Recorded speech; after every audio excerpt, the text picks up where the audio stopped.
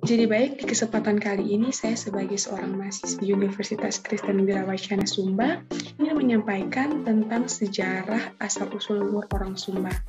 Tapi sebelum itu saya ingin memperkenalkan kepada teman-teman garis besar tentang Pulau Sumba. Nah, Pulau Sumba ini adalah sebuah pulau yang berada di Provinsi Nusa Tenggara Timur. Pulau ini tersendiri memiliki 4 kabupaten, diantaranya Kabupaten Sumba Barat Daya, Kabupaten Sumba Tengah, dan Kabupaten Sumba Timur. Nah, kota terbesarnya ialah Waingapu. Nah, dari beberapa cuplikan gambar ini merupakan sebuah keindahan serta kekayaan dan adat istiadat yang ada di Pulau Sumba. Seperti yang kita ketahui bersama bahwa Pulau Sumba saat ini telah dikenal oleh banyak orang. Pulau Sumba pun diperkirakan telah aktif dalam perdagangan internasional dengan mempertukarkan kayu cendana dan gaharu yang banyak tumbuh di pulau ini. Pulau Sumba juga terkenal dengan Pulau Kuda Sandalwood atau Pulau Savana, dan yang lebih terkenal sekarang ini ialah pulau yang memiliki 1000 bukit. Tidak hanya itu, banyak orang juga mengenal bahwa Pulau Sumba ini adalah Pulau Marapu. Nah, tidak hanya keindahannya saja atau adat istiadatnya saja, Sumba juga masih menyimpan banyak sekali misteri. Nah, contohnya siapa saja leluhur orang Sumba, bagaimana sejarah Sumba. Jadi sekarang kita akan mempelajari hal tersebut. Nah, kalau kita bicara tentang sejarah dan leluhur orang Sumba, tentu saja kita tidak dapat terlepas dari teori nenek moyang orang Indonesia. Secara umum, ada beberapa teori yang menjelaskan tentang asal-usul orang Indonesia. Tetapi dari beberapa teori tersebut, ada 2 teori yang sangat terkenal, yaitu yang pertama, teori out of Africa, dan yang kedua, teori out of Taiwan. Kedua teori ini memiliki perbedaan.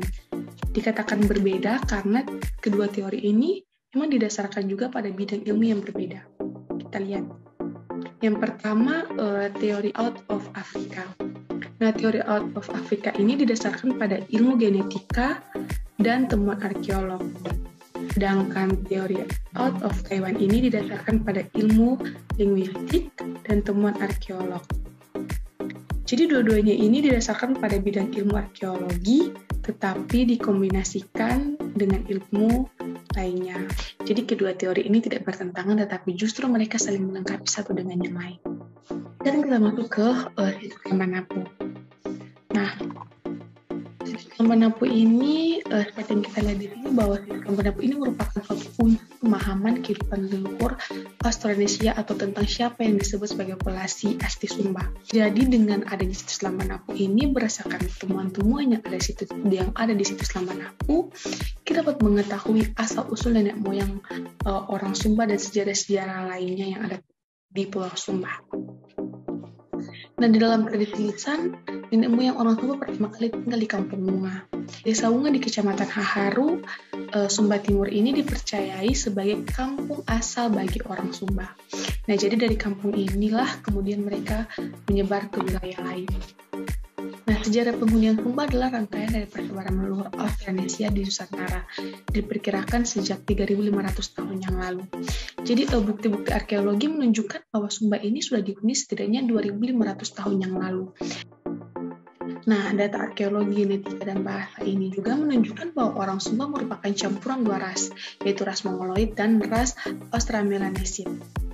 Baik, secara singkat, hanya ini yang dapat saya sampaikan kepada teman-teman. Sekian dari saya dan terima kasih.